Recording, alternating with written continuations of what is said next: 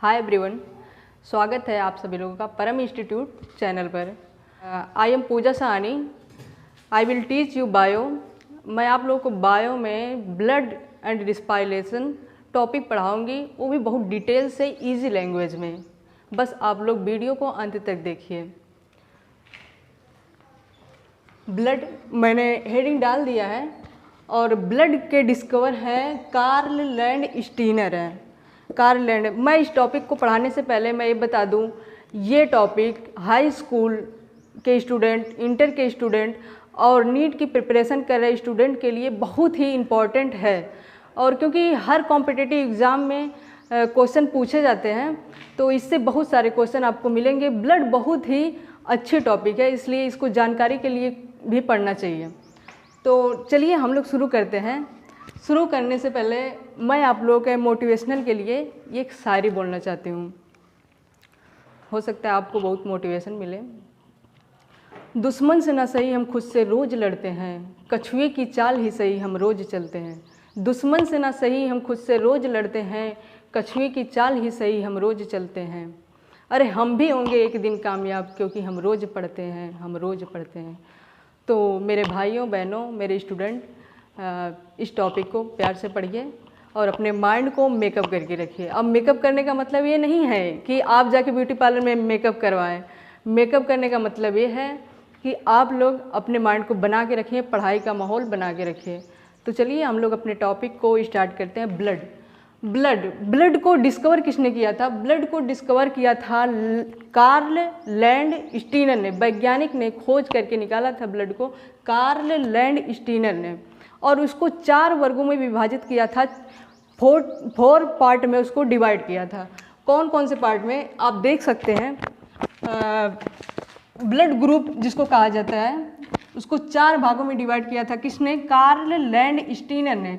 Number 1 A B and ओ, जिसमें से A B को यूनिवर्सल रिसेप्टर कहते हैं, जो सभी का ब्लड ले सकता है बट किसी को दे नहीं सकता है ये।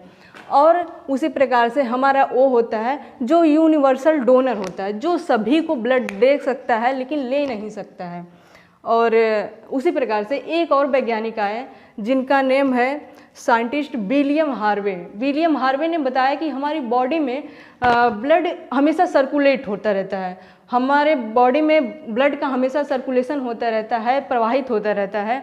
उन्होंने बताया कि हम जब तक जिंदा रहेंगे हमारी बॉडी में ब्लड का सर्कुलेशन होता रहेगा, लाइफ टाइम होता रहेगा। जब हम मर जाएंगे उसी टाइम बंद होगा ब्लड का, हमारे सर्कुलेशन, हमारी बॉडी का। तो आज हम उसी ब्लड के बारे में पढ़ेंगे। उस ब्लड को हम बनाएंगे और पूरे बॉडी में सर्कुलेट करवाएंगे। तो आइए देखते हैं हम किस तरीके से ब्लड को सर्कुलेट करवाते हैं। और ब्लड हमारा, उसमें क्या क्या रहते हैं, क्या क्या मिनरल्स रहते हैं, आयंस रहते हैं, क्या क्या प्रोटीन, न्यूट्रिएंट्स, बहुत सारे कणों को लेकर, पार्टिकल्स को लेकर हमारा ब्लड हमारी बॉडी में प्रवाहित होता है। इसलिए प्रवाहित होता है ताकि वो हम लोगों को न्यूट्रिएंट्स दे सके, हमारी सेल को एनर्जी दे सके, O2 प्रदान कर सकते, और जिससे हमारी बॉडी को एनर्जी मिले और हम काम कर सकें, हम सही बने रहें। तो चलिए ठीक है, देखिए हम लोग ब्लड को कैसे बनाते हैं। अब मान लीजिए हम लोग ब्लड वेसल ले लिए। ब्लड वेसल मतलब मान लीजिए एक पाइप मान लीजिए, या फिर कोई ट्यूब मान लीजिए। मान लीजिए हमने बॉडी के किसी ऑर्गन का एक ट्यूब, एक पाइप वेसल निकाला ब्लड का, और उसमें हम लोग देख रहे हैं कि इसमें कुछ पार्टिकल दिख रहे हैं और कुछ आरबीसीज दिख रहे हैं, कुछ मतलब लिक्विड फॉर्म में दिख रहे हैं। ये देखिए, ये जो लिक्विड फॉर्म में हमने ऐसे बनाया सिंबल, प्लाज्मा है, और ये जो बनाया हमने वो आरबीसीज है, और ये बाकी जो छोटा छोटा हमने बनाया है गोल में वो सेल कंपोनेंट हैं। ये ब्लड लिए हम, ब्लड में 2 भागों में उसको डिवाइड करेंगे, 2 भागों में उसको बांटेंगे, एक प्लाज्मा और एक सेल कंपोनेंट, यानी कि कार्पल्स, रुधिर कणिकाएं। और प्लाज्मा जो है ब्लड का लिक्विड पार्ट होता है, और ये जो सेल कंपोनेंट, उसमें ब्लड में पार्टिकल्स होते हैं, मतलब छोटे छोटे मतलब कण होते हैं। उसको हम आपको डिटेल्स में बताएंगे, बस आप लोग वीडियो के अंत तक बने रहिए। देखिए, प्लाज्मा पाया जाता है ब्लड में 55%, और पाया जाता है ब्लड कार्पल्स या फिर सेल कंपोनेंट पाया जाता है 45% पाया जाता है। तो सब मिला के हुआ 100% हुआ। तो अब देखिए प्लाज्मा में और क्या क्या पाए जाते हैं। तो प्लाज्मा में हमारा 90 से 92% वाटर पाया जाता है, यानी कि जल पाया जाता है, 90 से 92%। और हमारा प्लाज्मा में प्रोटीन 6 to 8% पाया जाता है। प्रोटीन का नेम है एल्ब्यूमिन और ग्लोब्यूलिन और फाइब्रिनोजिन। ये हमारे 3 प्रोटीन पाए जाते हैं प्लाज्मा के अंदर।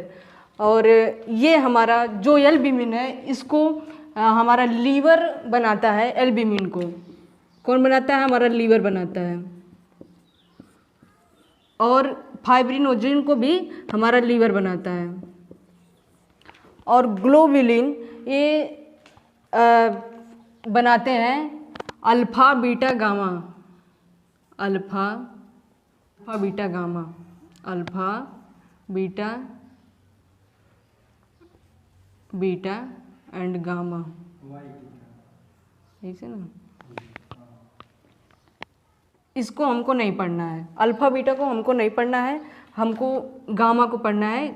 गामा इसलिए पढ़ना है क्योंकि गामा हमारे शरीर में बहुत सारे रोगों की सुरक्षा करता है, जो हमारे बीमारियां होती हैं उससे सुरक्षा करता है। जो कौन रिलीज करता है? ग्लोब्यूलिन रिलीज करता है। और हमारा फाइब्रिनोजेन होता है जो ये भी सुरक्षा करता है हमारी बॉडी को, हमारे बॉडी में जो भी मतलब डिजीज़ वगैरह होती हैं उससे सुरक्षा करता है। और फाइब्रिनोजेन मेन काम इसका ये होता है कि जब हमको कभी भी हमारी स्किन में कट लग जाता है या भी हमको किसी तरीके से चोट लग जाती है, ब्लड निकलता है, तो हमारा फाइब्रिनोजेन उस ब्लड को गाढ़ा बनाता है, यानी कि थक्का बनाता है। उसको रोकने का काम फाइब्रिनोजेन हमारा करता है। तो चलिए अब देख लेते हैं। हमने प्लाज्मा का पार्ट देख लिए। प्लाज्मा में 90 से 92% वाटर पाया जाता है एंड प्रोटीन पाया जाता है। प्रोटीन कौन कौन से पाया जाता है हमने वो भी देख लिया, एल्ब्यूमिन, ग्लोब्यूलिन एंड फाइब्रिनोजिन। अब हम देखेंगे सेल कंपोनेंट। सेल कंपोनेंट पाया जाता है हमारा 45% पाया जाता है, यानी कि कार्पस, रुधिर कणिकाएँ। रुधिर कणिकाएँ कौन कौन सी है? RBC, WBC and platelet. ये मेनली है, मतलब इम्पॉर्टेंट यही है। इसके अलावा भी बहुत सारे न्यूट्रिएंट, आयरन, प्रोटीन बहुत सारे होते हैं, लेकिन उसका वॉल्यूम कोई बनता नहीं, इसलिए मैं उसको नहीं बता रही हूँ। मेनली यही पाए जाते हैं, तो इसलिए मैं इसको डिटेल्स में बता रही हूँ।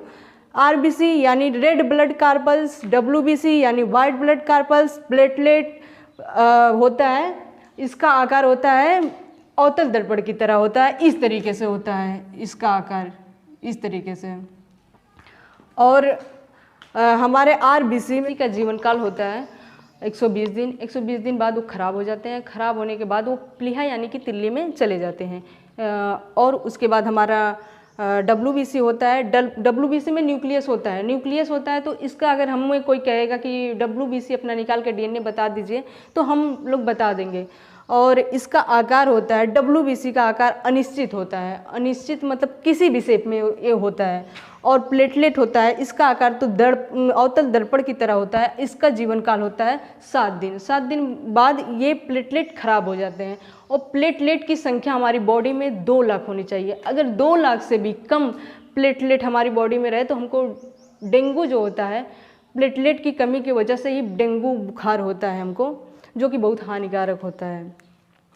और इसका RBC का जीवन काल होता है 4 डेज। ये 4 डेज में ख़राब हो जाता है। ख़राब हो जाने के बाद इसके अंदर लाइसोसोम होता है जो कि इसको जला के ख़त्म कर देता है। प्लेटलेट के अंदर भी लाइसोसोम होता है जो उसको जला के ख़त्म कर देता है। बस RBC के अंदर लाइसोसोम नहीं होता है और वो ख़राब होने के बाद प्लीहा यानी कि तिल्ली में चला जाता है। दोस्तों हमने देख लिया कि हमने ब्लड में क्या पार्टिकल्स होते हैं, प्लाज्मा होते हैं, प्लाज्मा में कितने वाटर होते हैं, क्या क्या कंपोनेंट होते हैं, हमने देख लिया। और अब हम देखेंगे कि ब्लड को कैसे मतलब सर्कुलेट कराते हैं बॉडी में। अब ब्लड तो सर्कुलेट होगा नहीं, ब्लड को सर्कुलेट करने का काम हमारा हार्ट करता है। कौन करता है? हमारा हार्ट करता है। हार्ट हमारा क्या करता है? पंप का काम करता है, एक इंजन का काम करता है जो हमारी बॉडी को धक धक करके ब्लड को पूरे बॉडी में सर्कुलेट करवाता है। और दोस्तों हमारा ब्लड जो है वो ये कि ट्यूब के ज़रिए बहता है, ट्यूब के ज़रिए। अब ट्यूब के ज़रिए जैसे हमारा हार्ट होता है जो पंप करने का काम करता है। अब हमारे हार्ट से जो ब्लड निकलता है वो डायरेक्ट तो किसी आर्गन में जाके फैल जाएगा नहीं, वो एक ट्यूब के ज़रिए जाता है, जो हम इस फिगर के, इस स्ट्रक्चर के अकॉर्डिंग आपको बताएंगे। देखिए हमने वायुमंडल से एटमॉस्फेयर से हमने O2 लिया, मान लीजिए हमने सॉस में ऑक्सीजन रिसीव किया यानी कि लिया हमने ऑक्सीजन को, अब हमको उसको ऑर्गन तक पहुंचाना है, हमको ब्लड तक ले जाना है। अब देखिए हम लोग कैसे ले जाते हैं। हार्ट हमारा पंप करेगा, पंप के थ्रू एक ट्यूब के थ्रू, ट्यूब यानी कि वेंस आर्टरी के थ्रू हमारे बॉडी के आर्गन में जाएगा। हमारे बॉडी का आर्गन ये है और आर्गन में जाके कैपिलरी होती है जो नस का ही रूप होती है, वेंस का ही रूप होती है, बहुत ही पतली होती है। उसमें से एक फ्लूइड निकलता है येलोइश कलर का, येलो कलर का, पीला कलर का। उसमें होता है ऑक्सीजन।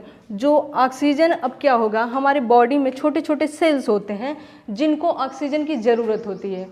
अब उस ऑक्सीजन को वो रिसीव करेंगे और अपने कार्बन डाइऑक्साइड को, सेल्स में कार्बन डाई वेस्ट गैसें होती हैं जो उसको उस फ्लूइड में डाल देंगे कार्बन डाइऑक्साइड को। उसके बाद वो येलोइश कलर का जो पिगमेंट होता है वह फिर से उस ब्लड में चला जाएगा, जिसके वजह से वह ब्लड डीऑक्सीजनेट यानी कि ख़राब हो जाता है। फिर से वो एक ट्यूब के थ्रू यहाँ से लेके जाएगा और वो डीऑक्सीजनेट हो गया है, ख़राब हो गया है, उसको बाहर निकालना पड़ेगा।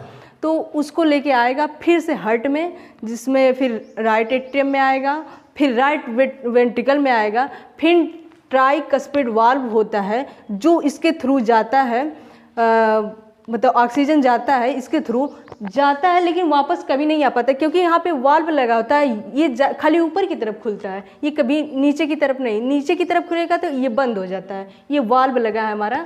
तो इसके थ्रू ये जाएगा हमारा ऑक्सीजन, फिर चला जाएगा फेफड़े में, फेफड़े से फिर उसके बाद हम रिमूव कर देते हैं बाहर की ओर और फिर से वही प्रोसेस होती है। फिर हम लोग श्वास के थ्रू फिर ऑक्सीजन लेते हैं और फिर उसके बाद हमारा हार्ट पंप करता है जो ब्लड में जाता है, फिर ब्लड के थ्रू हमारे ऑर्गन्स में जाता है, ऑर्गन के बाद ट्यूब में जाता है, ट्यूब के बाद वो फिर फेफड़े में जाता है, फेफड़े के बाद फिर बाहर की ओर रिमूव कर दिया जाता है। तो दोस्तों आई होप, मैं आशा करती हूँ कि आप लोगों को ये वीडियो अच्छी लगी होगी। तो प्लीज़ इस चैनल को लाइक, सब्सक्राइब, कमेंट करिए। जाते जाते मैं आप लोगों के सामने एक और शायरी बोलना चाहती हूँ, हो सकता है आप लोगों को अच्छा लगे। हर लम्हे को हम पढ़ पढ़ काटेंगे, हर लम्हे को हम पढ़ पढ़ के काटेंगे। अरे एक दिन वो भी आएगा जब मिठाइयाँ हम भी बांटेंगे, जब मिठाइयाँ हम भी बांटेंगे। जय हिंद, जय भारत दोस्तों, जय हिंद, जय भारत।